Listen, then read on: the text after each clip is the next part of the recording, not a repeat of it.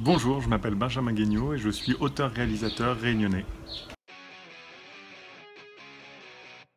Il y a 15 ans, j'ai découvert l'association Kino, qui était en fait une association qui projetait des courts-métrages amateurs. Et on pouvait venir tous les mois et projeter son film. Il fallait juste le présenter, qu'il fasse moins de 10 minutes. Du coup, ça m'a beaucoup motivé et je m'y suis prêté au jeu. Et depuis, je suis tombé accro, j'ai pas arrêté et je me suis professionnalisé. Et j'ai continué comme ça. Alors à l'époque, j'étais ingénieur du son pour une chaîne de télé qui s'appelle Antenne Réunion. Et mon envie de fiction est devenue vraiment plus forte. Alors du coup, je suis parti de la chaîne de télé. J'ai monté ma boîte et j'ai commencé par faire des émissions, mais j'ai surtout fait des courts-métrages dès que j'avais le temps. Il y a 8 ans, je me suis associé à Evil Ways Productions avec mes deux potes maintenant, Nicolas Guignot et Sébastien Combeau. Et tous les trois, on a toujours cette envie de faire du cinéma. Et du coup, ça nous a poussé à investir dans du matériel professionnel, à faire de plus en plus de courts-métrages et pour un jour faire du long-métrage. C'est le but. Je m'appelle Eden, mais les gars écrivent à moi Eden Laven. Je gagne ma vie en faisant des petits business à droite, à gauche avec mon demi-frère. Dans la poche. Simple, rapide. Ah ouais, on a un canon monté quoi. Wafin Wama avec un canon. Mais le dernier coup qu'il a fait, il y a 2-3 jours de ça, la met à nous vraiment dans la merde. Simple, rapide.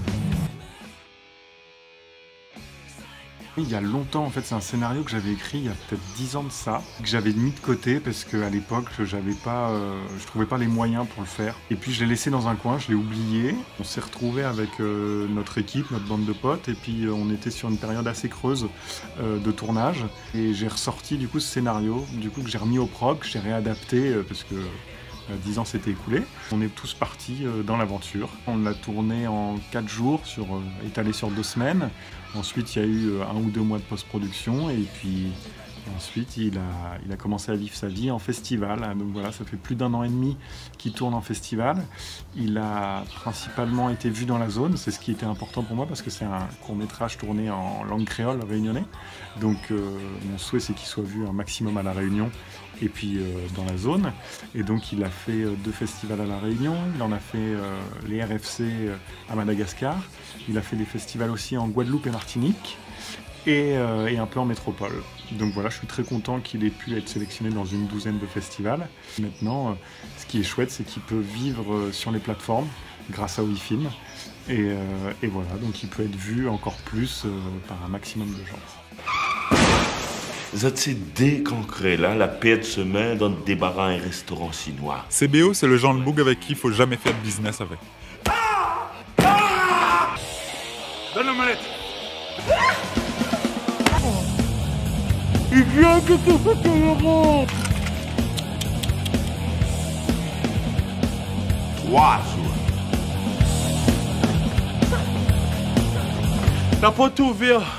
Le match est bon, ben, simple, rapide.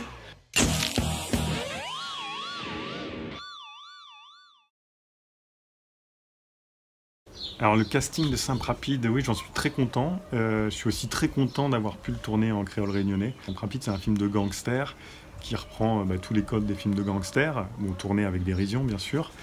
Et l'idée, c'était d'adapter ces codes à la culture réunionnaise. Et tout a commencé avec Boris. Moi, j'avais tourné avec Boris un personnage. Il avait un personnage dans une série qui s'appelait Casse-Pays, qui était à l'opposé de ce qu'il interprète dans Simple Rapide.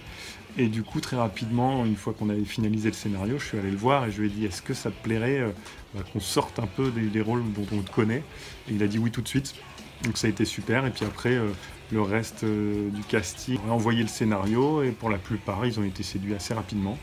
Et du coup, ils nous ont suivis. Donc ouais, non, je suis très satisfait du casting. Je trouve que ça joue assez bien et je suis très fier d'eux.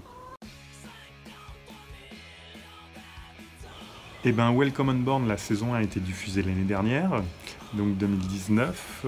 Normalement, il est question d'une saison 2 en 2020, mais avec le problème du coronavirus, tout a été un peu remis en cause. Donc pour l'instant, stand-by.